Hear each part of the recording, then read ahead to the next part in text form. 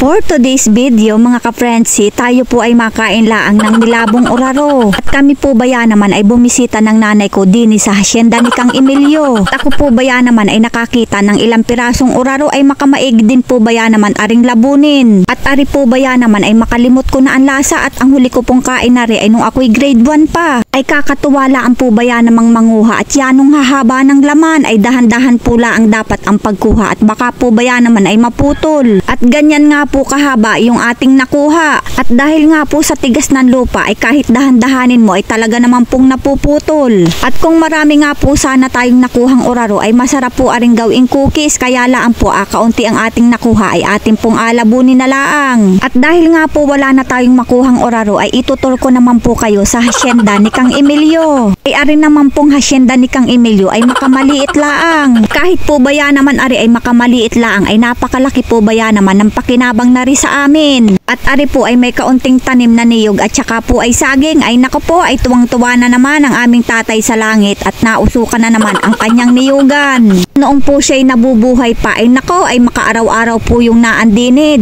sa kanyang kubong are. At kung marunong nga laan po akong pumanday na rin kubong are ay nako po ay napalitan ko na rin ng bubong at ako'y awang-awa na sa itsura. Ay hayaan mo itay at pag nag-viral itong video nating ito ay apagawa ko itong kubo mo ay nako ay agandahan ko pa. Talaga naman pong napakasipag ng aking nanay kahit po baya naman ay ari araw-araw kong kabangay ay nako po ay talaga naman pong ari makamahal-mahal ko. Ay tuwang-tuwa na naman talaga sa langit si Kang Emilio at nausukan ang kanyang lupain. Pagkadating ko nga po ng kubo ay agad-agad ko pong nilinisan yung ating nakuhang oraro at ako po baya naman ay excited na ilaga ari. At makamatagal na panahon na po nung ako'y nakalasa na rin. Makalimot ko na po baya kung ano ang lasa na rin kung ari po baga ay masarap. Pagkatapos nga po nating hugasan yan ay ilagay na po natin dito yan sa kawali at lagyan natin ng tubig at takpan natin hanggang sa kumulo. At pagkatapos nga po nating pakuluan yan ng 30 minutes ay atin na pong ahunin ng makain na. 30 minutes po natin pinakuluan yan para po pag kinain natin ay talaga naman pong malambot na malambot. At pag kinain po natin yan ay walang tapon, kain po pati balat, di gaya ng hipon, tapon ulo, gayon. At lagyan po natin ng kaunting asin. At dahil nga po ito na lang ang nagapatibok sa akin ay magtimpla po tayo ng kape para may kapartner yung ating oraro. Ay talaga naman pong coffee is life kahit kainitan niya ng panahon. At ayan na nga po, tikman na natin yung ating nilabong oraro ay masarap din po pala ang lasa na rin. Parang kalasalaang din po siya ng nilabong mais. At dahil nga po 30 minutes natin pinakuluan yan, pag kinagat mo po ay malambot. At dahil nga po nasarapan tayo sa lasa ng oraro ay parang gusto ko na rin magtanim ng ganare. At masarap din po talaga itong merienda lalo na po at may kaparis na kape. Ay talaga naman pong napakasarap din ng kape lalo na po yung matapang, yung kaya kang ipaglaban, gayon. At dahil nga po kape na lang ang nakakapagpatibok sa akin, abay pagising ko pala ang ng umaga ay siya na agad ang aking inahanap. Lalo na po yung pulang ale kape ay pag po ako'y pinasalubungan nyo ng gayon ay baka po kayo'y aking mahalikan. At dahil nga po tayo ay nasarapan sa nilabong oraro, abay naubos na naman po natin yung ilang piraso.